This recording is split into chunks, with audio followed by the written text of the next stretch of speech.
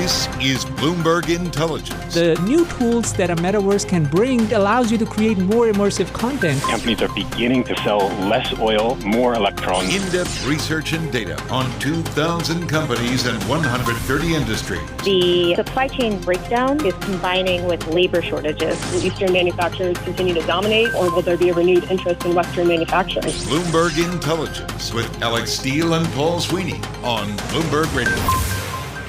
Over the next hour, we're going to dig inside the big business stories impacting Wall Street and the global markets. Each and every week, we provide in-depth research and data on some of the 2,000 companies and 130 industries our analysts cover worldwide. Today, we're going to take a look at how high-yield energy bonds may come under increasing pressure if oil prices fall below $75 a barrel. Plus, as fewer people are buying new cars, they're spending big bucks maintaining them.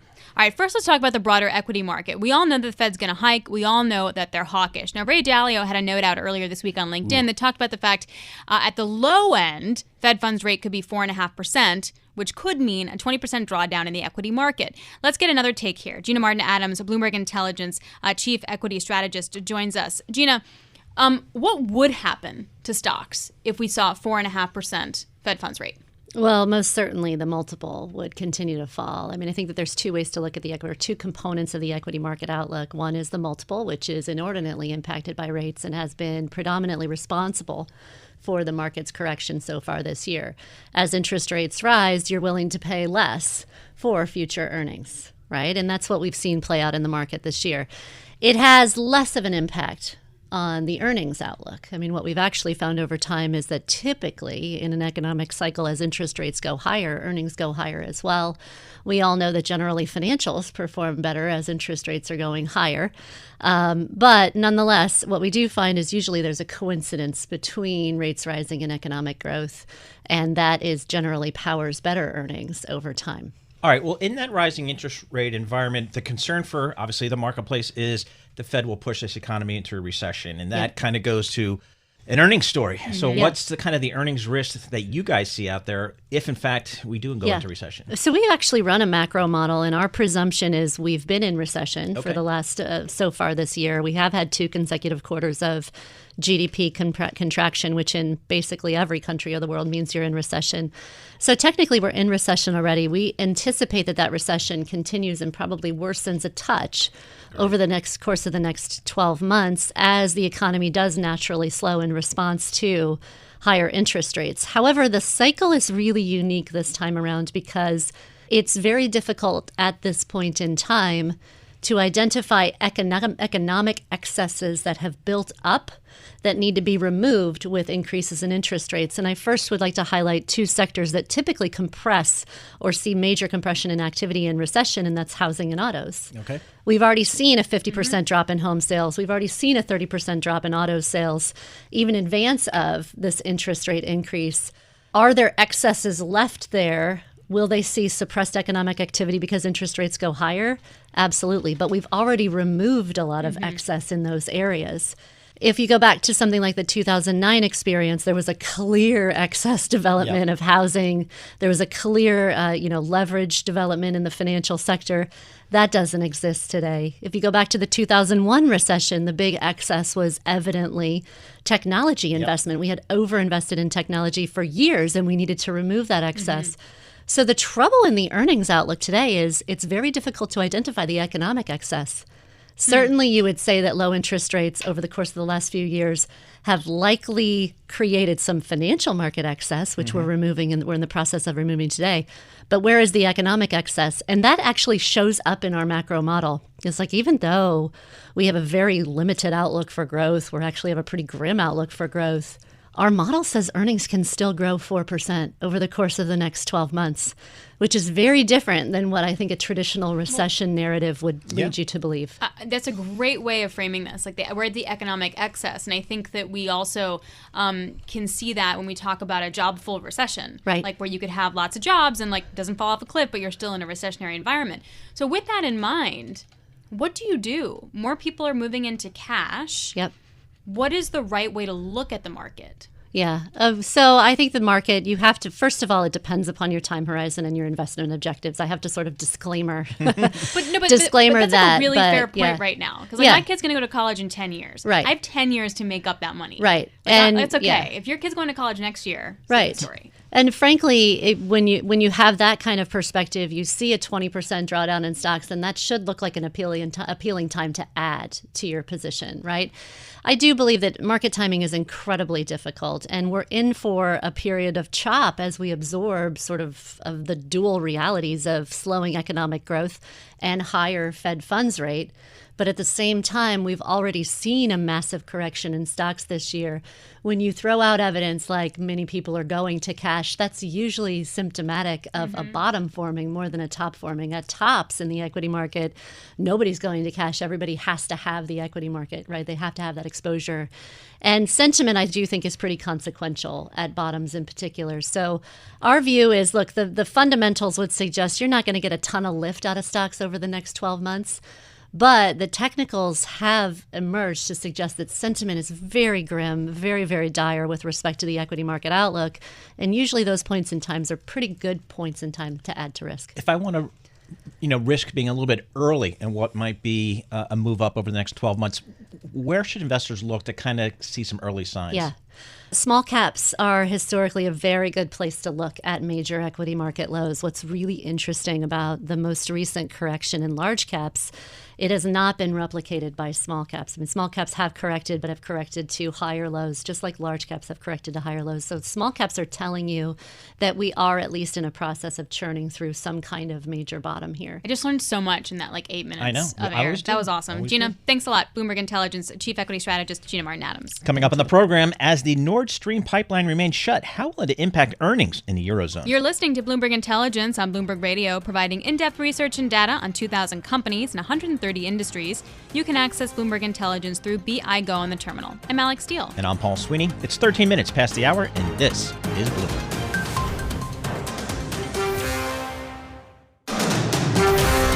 This is Bloomberg Intelligence with Alex Steele and Paul Sweeney on Bloomberg Radio.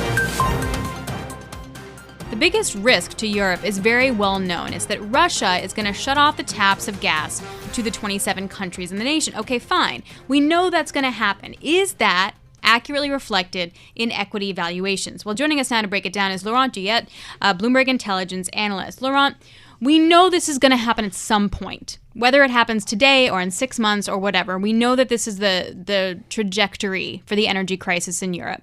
Is it priced? I don't think so. If you think that Russia stops all its deliveries to Europe, definitely it will be very tricky for Europe to pass through the winter or even the next winter. So here there will be some shortages of gas for many industries, and so I think that is not reflected in the current earnings forecast for many indexes in Europe. What do you think potentially is the downside risk to earnings estimates out there if this thing gets even uglier? Okay, so I think we have to take it in two buckets. The first one are the companies which are directly impacted by the shortfall of gas. That would be mainly the industrials, the chemicals, and the auto companies. For the moment, these companies have done a great job to try to offset the lower gas supply. They used alternative feedstocks, they increased production of their overseas operation.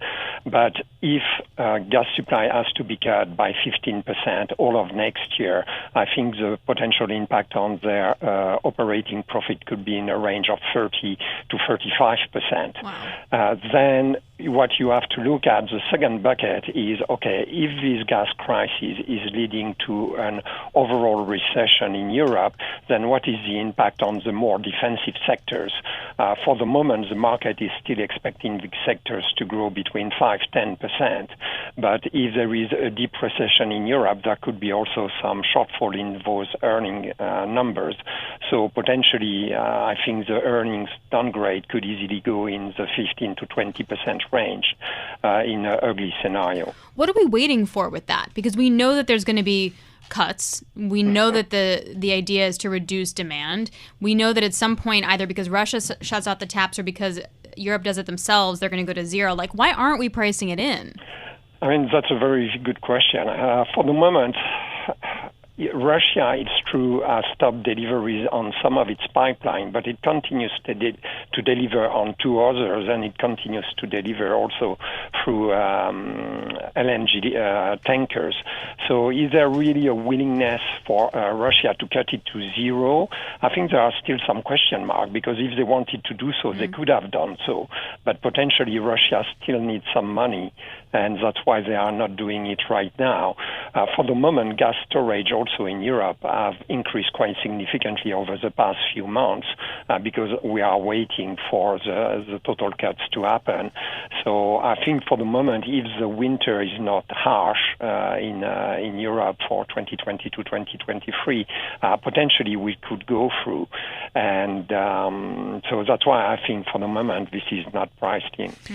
Laurent, is there a sense of timing as to whether, we'll get a sense of what Russia's plan are as it relates to shipping energy to the West? I mean, do you think, is it kind of feel like the first cold snap, they're going to take that as an opportunity just to shut everything down? What's the feeling as to timing? I mean, it's very difficult to say, because I think if they wanted to do so, they could have done it well before than now. So I think, will they find an excuse on what is happening in Ukraine to do it or not? I think it's very difficult to answer the question. I mean, I think another reason why the earning cuts have not yet been reflected is that so far European companies have delivered good numbers in the first half. I mean, the high price of gas is something which has happened since the second half of last year. And even in the first half of this year, everybody expected to see some impact on margins of many companies. But at the end of the day, they have been able to offset higher costs. They have been able to raise their own prices. And when you look at earning growth in Europe in the first half of the year, it was close to 30%. So despite all these negative elements, companies were able to deliver good numbers. So potentially there is a hope that companies will continue to do as well in the second half. I think it will be trickier, because for the moment they have really picked up the low-hanging fruits in terms of cost saving. And now, if they have to continue to cut costs for all of 2023, here it will become very, very difficult. And I think that's where we are going to start to see earning downgrade. At the other end of the spectrum here, governments are going to be pledging billions of dollars to help businesses and consumers get through this thing. There's also going to be billions of dollars that's going to be allocated to countries to help in the green transition that was already decided upon before all this started going down. Where does that provide support to? Like, regionally, are there certain areas where that's better for? Or within the equity market, is it like luxury retail is going to do really well, for example? Yeah, I think this money is definitely going to support, the consumer first. So potentially there is not going to be a massive consumer retrenchment in Europe despite all the bad news. Definitely some sectors are going to be helped, especially in the utility space or the capital goods space, which are going to provide the equipment for the renewable transition. But otherwise, I think we need to remember as well that the European economy is not only impacted by the gas prices, but also what is happening to China.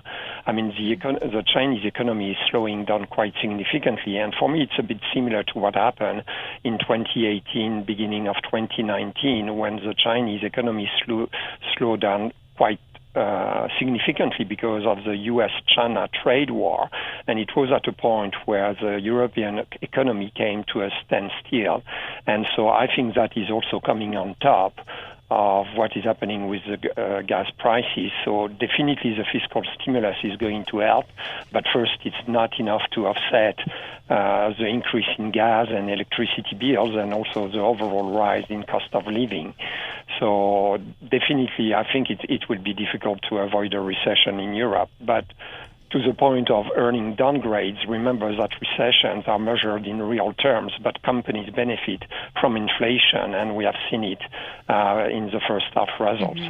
All right. Laurent, thanks so much. We truly appreciate the insight. Laurent Douillet joining us from Bloomberg Intelligence. Coming up on the program, while fundamentals remain strong, high-yield independent energy bonds may come under increasing pressure if oil prices fall below $75 a barrel. You're listening to Bloomberg Intelligence on Bloomberg Radio, providing in-depth research and data on 2,000 companies and 130 industries. You can access Bloomberg Intelligence through BI Go on the terminal. I'm Alex Steele. And I'm Paul Sweeney. It's 25 minutes past the hour, and this is Bloomberg.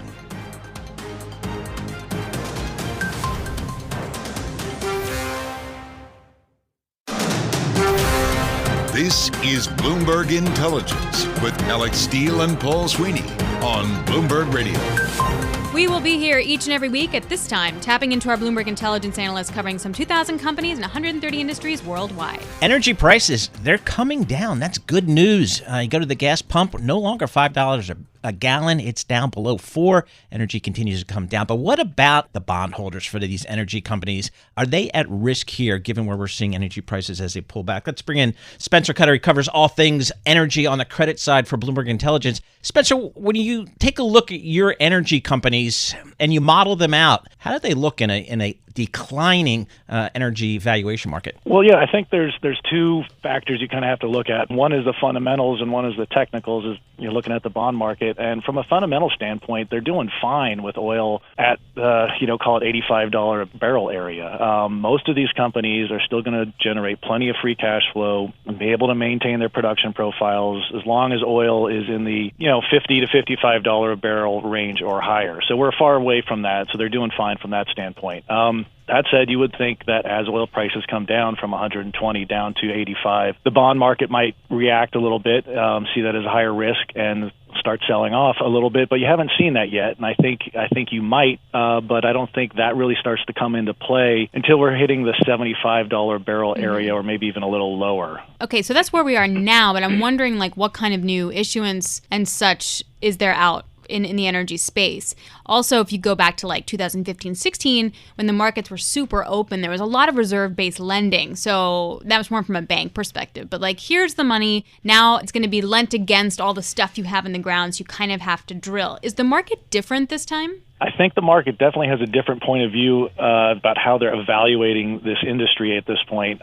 You have not had that. That said, you haven't seen much debt issuance, and I don't expect you will see much debt issuance. In fact, the needle's been moving the opposite direction. Over the last 2 to 3 years, you had a near-death experience in 2015 and 16 as oil prices plunged in, and then you had the other near-death experience in early 2020 as oil basically hit zero or went negative briefly. So since then, all these companies have been trying to pay down debt. So as debt comes due, rather than refinance it or rather than raise additional debt to expand your drilling program, they're just paying it off as they can. Occidental is sort of the poster child of it. After levering up to buy Anadarko, they had about $40 billion of debt in 2019. Today, they've cut that almost in half. So you've seen them pull back. They're being a lot more restrained when it comes to spending their capital. And instead of focusing on growth and maximizing production, they're really focusing on maximizing free cash flow. With that free cash flow, they've been paying down debt. Now they're increasingly shifting towards paying higher dividends and buying back stock. Yeah, I, for one, have been just amazed that these energy companies have remained as disciplined as they have. Mm-hmm. I guess they learned the lesson from the last cycle here. So, Spencer, what's kind of the new good-looking energy balance sheet look like in terms of leverage, in terms of liquidity? What are guys like you, what do you want to see? Well, I think the balance sheets at this point are as strong as they've ever been. Wow. You have, those near-death experiences we talked about wiped out a lot of debt. A lot of companies went bankrupt, and that wiped out all the debt for those, called the weakest credits from the herd, so to speak. And then everybody else has been paying down debt. And so you have leverage ratios, coming in at or below 1 time this year and or next year. And a lot of that is just because oil prices are so high and natural gas prices are so high, it's a ratio, and you can either improve that by paying down debt or raising the EBITDA bar, but both have been happening. So it's kind of hard to see, most of these companies have either reached or are about to reach their ultimate low long-term debt targets. Well, I guess why also they're starting to pay out dividends and buy back stock instead of paying down more debt. Well, I was also going to say, too, that what money that they are making. It's not that they're going into growing production either. So it's like they don't really need to lever up because they're not necessarily going for more wells in the ground. This is a broad generalization, of course, and inventory still matters, and you have seen some M&A in the space, but they've been by the guys that have bazillions in cash just like sitting on the sidelines. Yeah, no, you're absolutely right. Nobody is chasing growth right now. Even with oil, when it was $120 a barrel, people, companies weren't out there saying, hey, I'm going to double my drilling budget to be able to capture this upside. Everybody was saying, I'm going to maintain my current production profile. That's sort of the mantra, is just maintain production, and then all of that upside that minimizes your capital spending. So all of that upside from all the incremental free cash flow is sitting there to buy back stock and pay these big dividends. Some of it, I expect, you've mentioned M&A has picked up a little bit, certainly not as much as I would have expected, but I think that may happen, particularly, we'll see where oil prices go from here. So some of the capital and some of that cash flow may be used for acquisitions. You've seen it, Continental has made some acquisitions using that cash and issuing debt to do so. But the industry has been very disciplined, I think much more disciplined than some would have expected. And some of that's being driven by the investors. They're kind of tired of seeing this industry burn through cash like it did from 2000, 5-10 through 2015. Yep, they've been absolutely disciplined. That's been the story. Great stuff. Spencer Cutter, Bloomberg Intelligence, senior energy analyst. Coming up on the program, Waymo is finally in the driver's seat for Alphabet's revenue growth. You're listening to Bloomberg Intelligence on Bloomberg Radio, providing in-depth research and data on 2,000 companies and 130 industries. You can access Bloomberg Intelligence via BI Go on the terminal. I'm Paul Sweeney. And I'm Alex Steele. It is 39 minutes past the hour, and this is Bloomberg.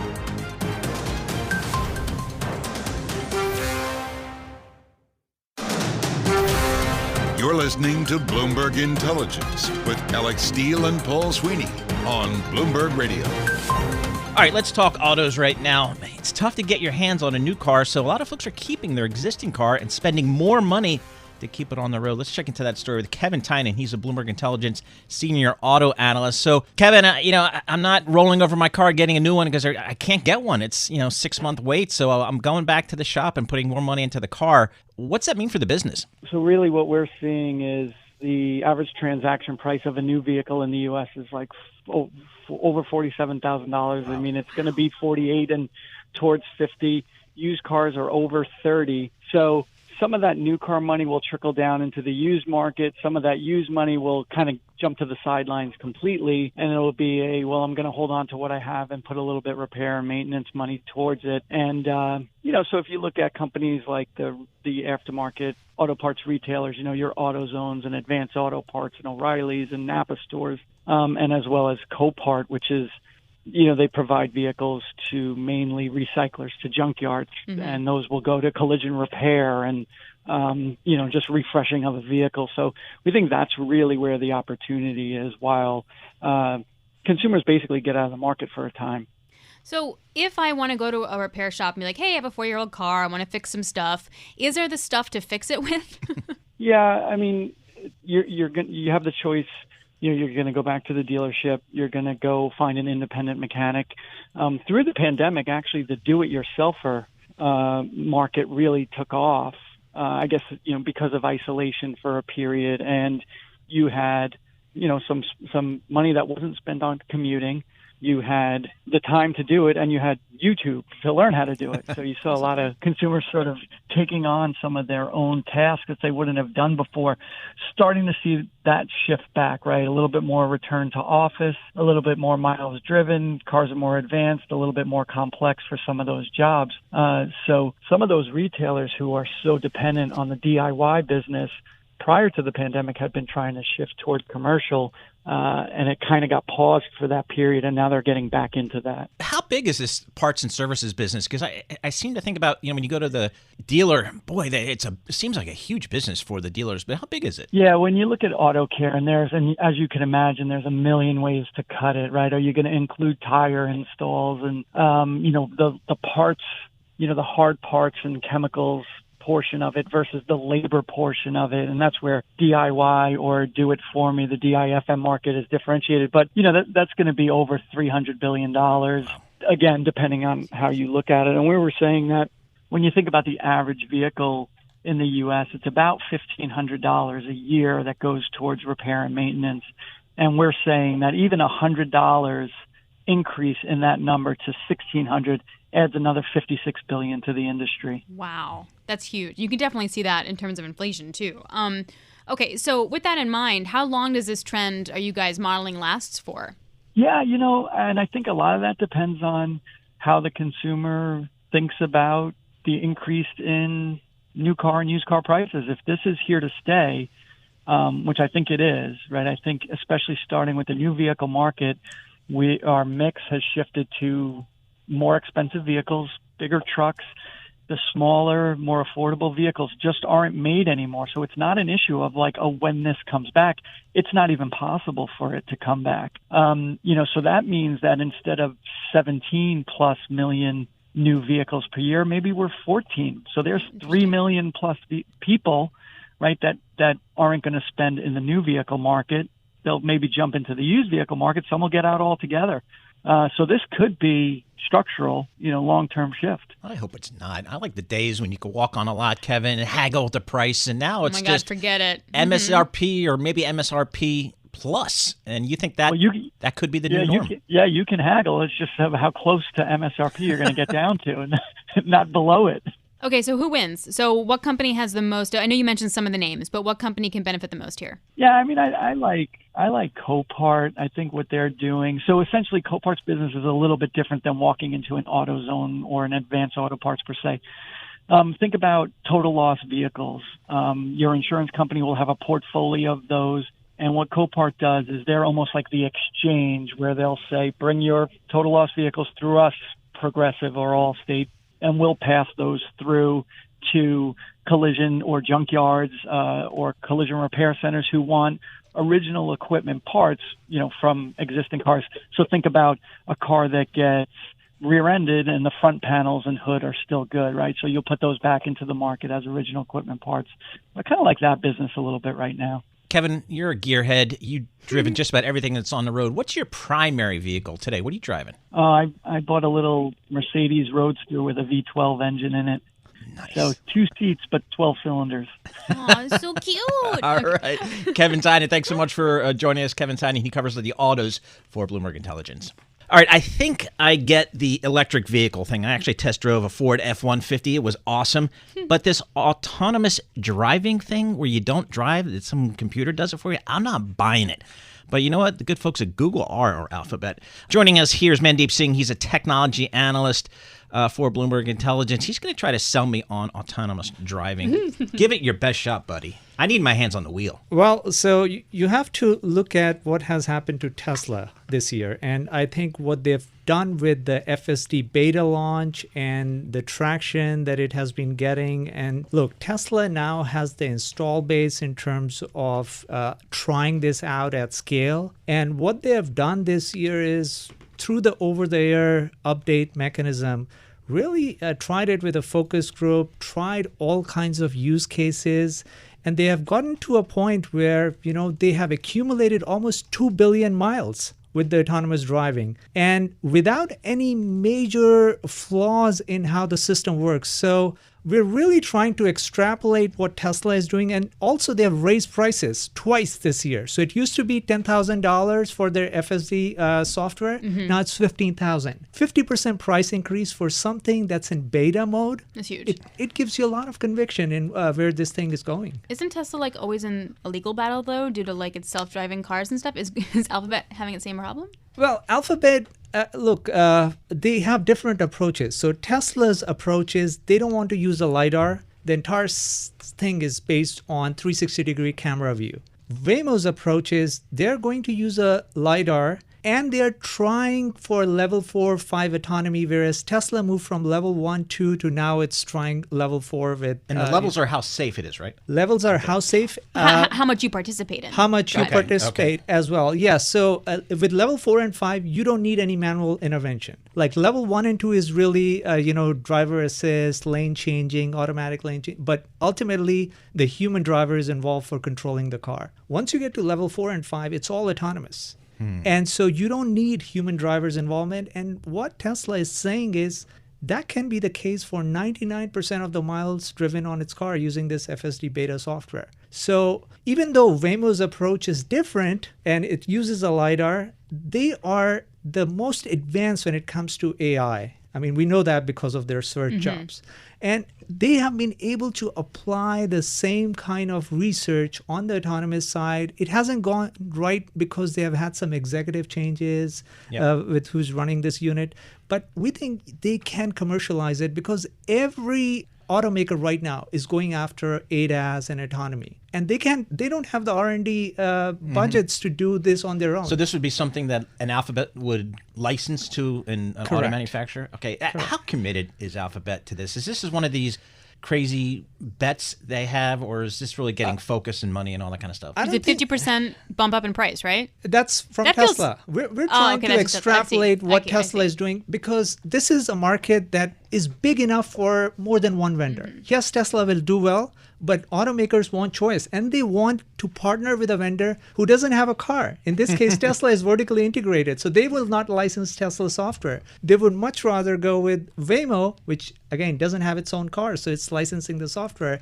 Because of the miles that Waymo has accumulated, we think they are way ahead of GM and all the other companies that are trying to develop their software. And plus, AI is the thing that determines how good your software is going to be. And Google clearly has the lead when it comes to AI. The business person in me wants to ask what the revenue opportunity is for Google in this. The nerdy part of me wants to understand the difference between the cameras and the LiDARs, because I thought LiDARs were cameras. So I'm wondering the difference then between LiDARs for Waymo and then cameras for Tesla. Yeah, so you choose which one to answer. I'll start the revenue part first because we did have a projection. We think they can get to $5 billion in revenue over the next 4 or 5 years.